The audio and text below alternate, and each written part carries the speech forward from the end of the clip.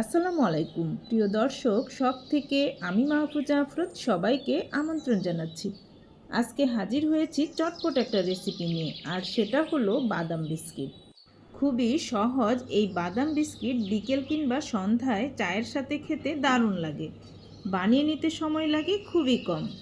আশা করছি আজকের রেসিপি আপনাদের কাছে অনেক ভালো লাগবে। চলে যাচ্ছি পুরো রেসিপিতে।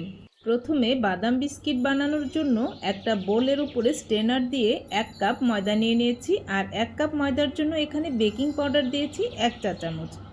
বেকিং পাউডার আর ময়দাটাকে খুব ভালোভাবে চেনে নিলাম। এখন শুকনো উপকরণগুলো খুব ভালোভাবে মিশিয়ে একপাশে রেখে দিব। মিশিয়ে নেওয়া হয়ে গিয়েছে।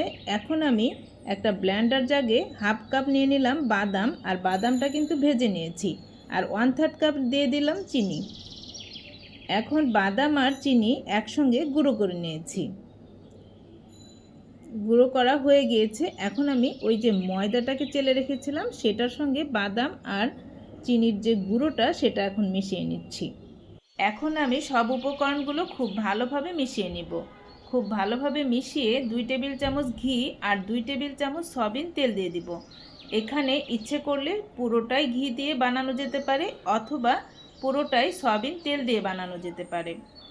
তবে ঘি ব্যবহার করলে বিস্কিটের ফ্লেভারটা খুব ভালো আসবে আর খেতে বেশি মজা লাগবে। খুব ভালোভাবে মেখে 10 মিনিটের জন্য রেস্টে রেখে দিতে হবে। 10 মিনিট পর বিস্কিটগুলো বানিয়ে নিতে হবে। ডোটা এমন হবে, একদম খুব সফটও হবে না, আবার খুব ঝরঝরেও হবে না। আপনারা স্কিনে দেখে নিশ্চয়ই বুঝতে পারছেন ডোটা কেমন হয়েছে। আগে থেকে ট্রেতে আমি বেকিং পেপার বিছিয়ে রেখেছি। এখন অল্প অল্প ডো নিয়ে হাতের তালুর সাহায্যে গোল গোল করে বিস্কিটগুলো বানিয়ে নিচ্ছি। বিস্কিটগুলো আপনারা আপনাদের পছন্দ মতো শেপ দিবেন। আমি কিছু লম্বা শেপে করেছি আর কিছু গোল গোল করে করেছি। আসলে এখানে বলে বোঝানোর কিছু নেই, দেখেই বুঝে নিতে হবে। একটা কাঠির সাহায্যে এখন আমি একটু ডিজাইন করে নিব। এটা ইচ্ছা করলে আপনারা করতে পারেন, না করলেও কোনো সমস্যা নাই। সবগুলো এভাবে ডিজাইন করে 160 সেলসিয়াস তাপমাত্রায় ওভেনে দিয়ে দিব 15 মিনিটের জন্য। এই বিস্কিটগুলো হতে মাত্র 15 মিনিট সময় লাগবে।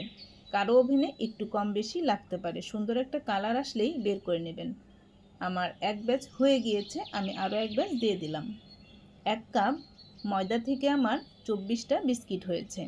দেখতে যেমন সুন্দর হয়েছে, খেতেও অসম্ভব মজাদার হয়েছে। মুখে দেওয়ার সঙ্গে সঙ্গেই মিলিয়ে যায় এই বিস্কিটগুলো।